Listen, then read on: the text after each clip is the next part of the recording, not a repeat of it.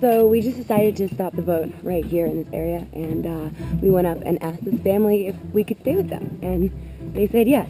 So we're staying with the family tonight. So we're on a 2-night cruise of the Reen River, and we're just making it up as we go along. We didn't have anything planned, so we figured we would just go up the river until it started to get dark, and then we would either anchor somewhere or maybe come across a place that we could pay the owners of a house or a family to let us stay there for the night. They don't speak a lick of English, I don't speak a lick of Cambodian, but the guys we're with, the first mate and captain, do. We sat around and tried to communicate in very broken English and Cambodian, but mostly I just kind of sat around and watched and got a feeling of what daily life was like for the family. Earlier when we got here, they were chopping a termite mound up and feeding the larva to the baby chick.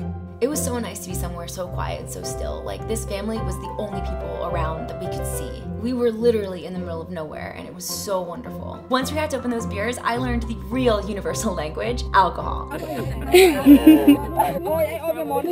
Everyone started drinking and laughing and talking. It was so fun. We cooked dinner, ate, drank, and relaxed.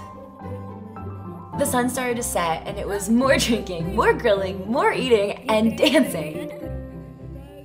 So then the family wanted to take us on a night hike, but none of us could really figure out like why we were going on a hike. Wait, what are we looking for? On an expedition to I don't know where. So we're walking, and I start kind of thinking, are we really just following these people that we just met and we totally do not know? We are going deeper and deeper into these woods that are completely dark, and we are in an area that we have never been before. No one knows we're here. None of us have working cell phones. Is this really a good choice? And then we come to this. Whoa. Full skeleton. What is it? And what happened? Whoa. It's huge. Which was like a fittingly creepy end to a creepy hike. Hey, go back. Stepping on bones. Yeah. And here is where the confusion starts. So after the night hike, we are all up at the house where the fire is, right? And apparently, either the captain or our first mate goes down to the boat to get something, where he overhears someone talking on a cell phone to someone else about coming to rob us and our boat that night. Not cool, right? Like, not cool at all. And again, I'm gonna say, I didn't hear this with my own ears, and I don't like accusing anybody of anything unless I am personally the one who heard it or saw it, but this is the information that we had to go off of. So that night, the guys decided that we would sneak off and leave in the middle of the night. Well, we're leaving our little place because apparently some of the people that lived here called other people to come rob our boat. Now we're sneaking off in the middle of the night. Oh yeah. Look behind, people look back. Oh, right there? Those people? Yeah. 2 boys. Cambodia, some good, some bad, you know? Yeah. Everywhere, some good, some bad. Do we need a light at the front of the boat? Should somebody need to be able to see? So we left in the middle of the night, pissed drunk in the pitch dark. Well, that was eventful. And we go. So this is the craziest part of the story, and thank God I got it on tape, because I would completely understand that absolutely no one would believe me if I wouldn't have gotten it on tape. But after all of that, after we left the place that we thought we were gonna get robbed, we decided to start heading back to the beach where we came from. But as you remember, there was this crazy kind of landmine area of sandbars and fishing nets where everything got really shallow, and there was no way we were gonna be able to navigate that at night and after drinking.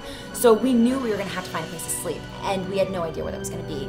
So we keep going. After hours and hours, we come across the one boathouse, the one like, shining boathouse, like they had 3 lights on, and so we pulled up to it and we asked them if we could stay with them. It was the police station, like not actually the police station, it was very informal, but it was a boathouse where all of the police, the guys that we had bribed is not the right word, it seems so hardcore.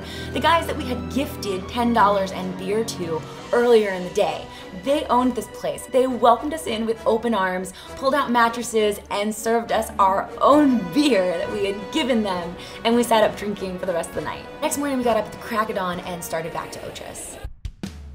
So after last night, we are on our way back to the mainland. We're actually on the mainland right now. The islands are back there. Bamboo Island is where we were a few days ago, and I think we're about an hour away from Otres Beach, and we stopped to get some coffee. Homemade hand. The heroes of the story are definitely the captain and our first mate. They drove through the night to make sure we got somewhere safe, and we are so lucky to have had them. But back to Otres to meet up with a friend who you guys know already. Any guesses of who that friend is? I'll give you a hint. His name begins with an R and he has an orange backpack. Coming up next are the temples of Angkor in Siem Reap, Cambodia. 3 days of temple hopping and ancient exploring. Subscribe now for new videos every week, and thanks for watching!